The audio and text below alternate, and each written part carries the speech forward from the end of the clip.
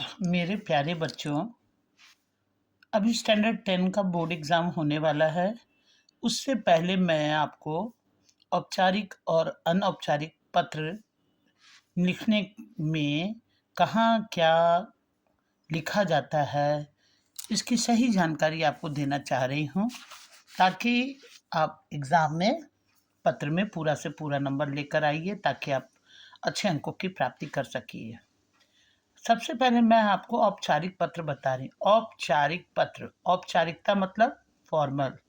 जैसे मान लीजिए आप बोलते हैं thank you, good morning, sit down.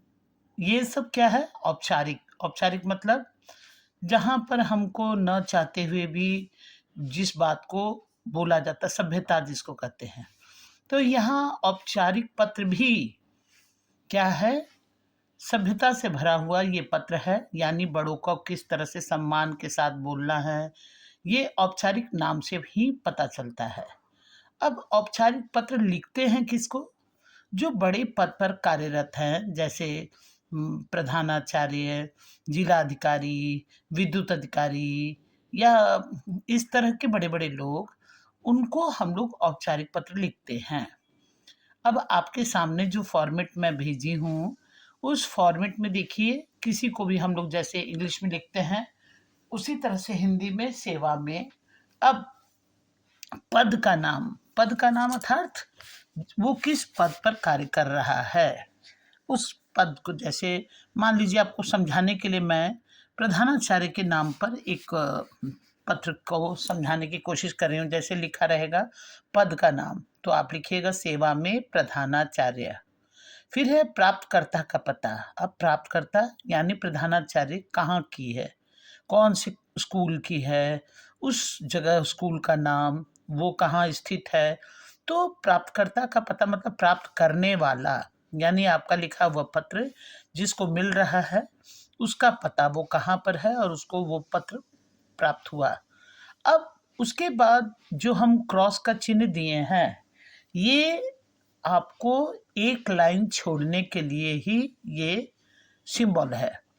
और एक लाइन छोड़ने का हिंदी में जो हम लोग पत्र लिखते हैं और लिख करके ये सोचते हैं कि जैसे इंग्लिश में है कहाँ कॉमा दे, कहाँ लाइन छोड़े, हिंदी में ऐसी बात नहीं है। हिंदी में आपको नीटनेस, सफाई, ताकि आपका पत्र साफ साफ दिखे और अच्छी तरह समझ में आए।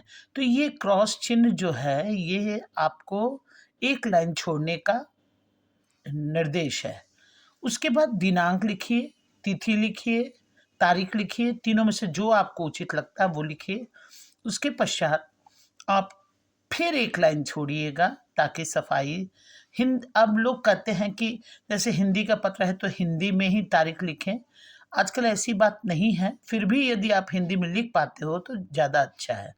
विषय, अब औपचारिक पत्र में ही विषय लिखा जाता है बच्चों, कभी भी अनौपचारिक पत्र में विषय नहीं। अनौपचारिक मतलब पारिवारिक पत्र, तो औपचारिक पत्र में ही विषय लिखा जाता है। इसका कारण क्या है?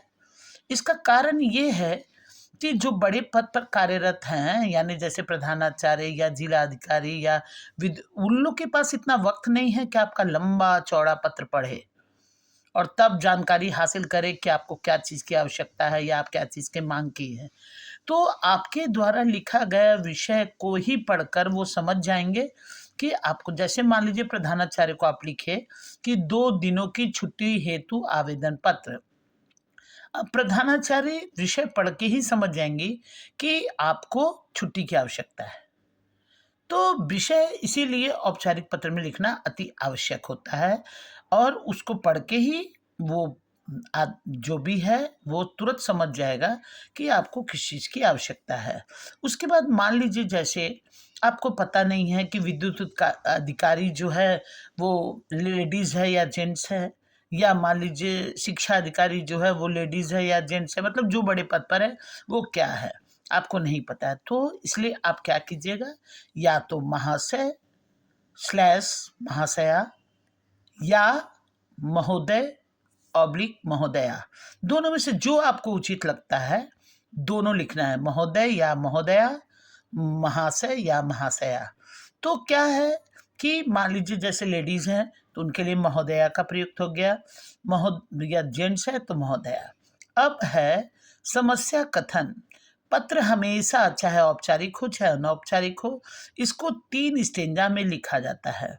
पहला जो स्टेंजा होता है उसमें इंट्रोडक्शन, दूसरा जो है मुख्य बात जो आप पत्र में लिखना चाह रहे हैं, और तीसरा जो है पत्र लिखने वाले के लिए धन्यवाद या आभार। तो यहाँ पर औपचारिक पत्र में सबसे पहले आप लिखिएगा कि जैसे मान लीजिए मैं कक्षा 10वीं की छात्र हूँ या छात्रा हूँ, तो मेरे पास समस्या यह है कि मैं अपने घर से लेकर स्कूल तक जाने के लिए जो यातायात का सुविधा है उससे मुझे बहुत सारी समस्याओं का सामना करना पड़ता है। इस तरह से जो आपके पास समस्या है, उस समस्या का आप वर्णन कीजिएगा।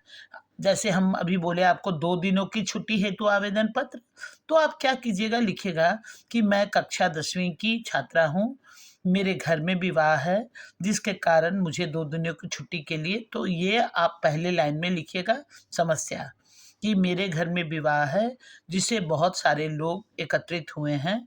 ये हुआ आपका समस्या, आपने समस्या बताया। अब निवारण के लिए निवेदन, निवारण मतलब उसको सॉर्ट आउट करना।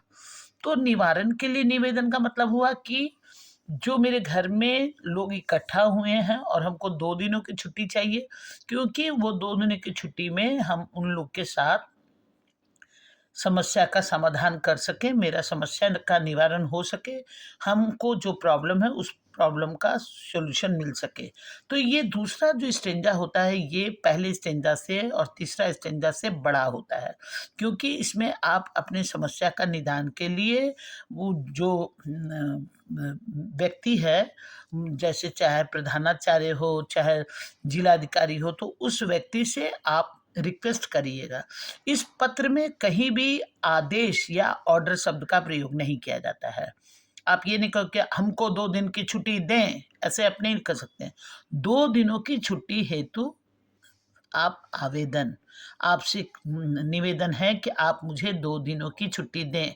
यहाँ पर हर बात में आपको निवेदन, आवेदन या उनसे आपको रिक्वेस्ट करना है। यहाँ इस पत्र में किसी तरह का ऑर्डर वाले शब्द का प्रयोग नहीं किया जाता है। तो यहाँ निवारण के लिए आप निवेदन करिएगा अपने अधिकारी से कि हमारा ये जो समस्या है इसको सॉर्ट आउट कीजिए, इसको सॉल्व कीजिए।